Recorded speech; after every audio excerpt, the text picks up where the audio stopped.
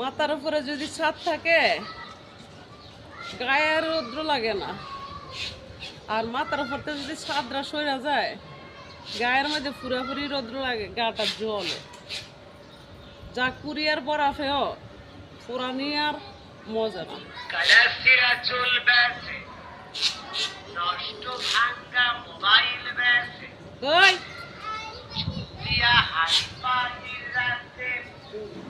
ওকে, এবার যান।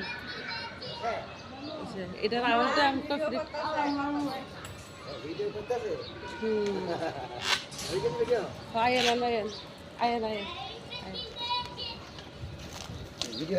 এবার মুখ দিয়ে বলেন, মাইকটা ছাড়া কি বলবো?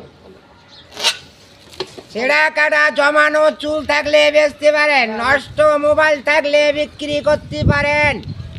জমানো চুল, নষ্ট মোবাইল, আর কিছু বাংলার ঐতিহ্য ভাইয়েরা দেখার সুযোগটা দিলাম দুই রাইড না। তো কি যে বলতে লইছিলাম ভুলে গেছি। ও হ, মাথার মধ্যে যদি ছাদ থাকে গায়ের মধ্যে রৌদ্র লাগে না। তো যদি মাথার ছাদ না থাকে গায়ের মধ্যে যে রৌদ্রটা লাগে, যা কুরিয়ার বরফ ডরলো আর পুরানি যায় না, সমস্যা। আমি যখন রাস্তা দিয়ে হেঁটে যাই মানুষ আমায় বলে কলঙ্কিনী রাই। ফিরা যখন উত্তর দেয় যা দেখছি তাই বলে যাই। কি সমস্যা, দেখলে তো এমনটাই মনে হয়। তা অবশ্যই ঠিক, আমি কলঙ্কিনী রাই। আমার কলঙ্কিনী রাইডা আমি কেন হইলাম?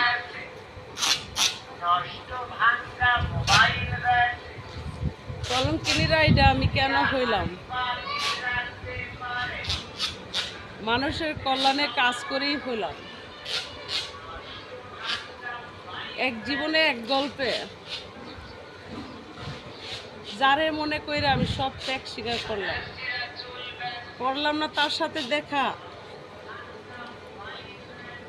করলাম না কারো কাছে ইতিহাস প্রকাশ। বিনামূল্যে আমি তার গোলামি কইরা গেলাম, আজও তার জন্যই মনটা কাঁদে। তা আবারও আমি যারে মন দিলাম তার জন্যই আমি মনটা তার কাছ থেকে ফিরে আনছি। শব্দ একটাই, তোরা সবাই মিললে আমার মায়ের বিদায় করছ। আমার মায়ের বাড়িতে আন, আমার মায়ের ফিরে দে, আমরা মা ছাড়া এটি। তখন বিবেচনায় নিব তোর সাথে কথা বলা যায় কিনা। তো জবান জীবন একটা, সে ইমানের সাথে আমি লড়াই করে গেলাম। যখন রেগে যাই দুনিয়ার কিছুই চিনি না, আমাকে কে মারবে সেটা আমি নিজেও বুঝি না। তবে অসুস্থতার কারণে আমি নিজের সেফটি থাকতে হচ্ছে, কিছু করার নাই। ধাক্কা খেললেই পড়ে মরা যাবো, সমস্যা, বুকের ব্যথা। ভালো থাকবেন, ভালো লাগলে লাইক কমেন্টে শেয়ার করবেন একজন বোন হিসাবে। খোদা হাফেজ, আসসালামু আলাইকুম।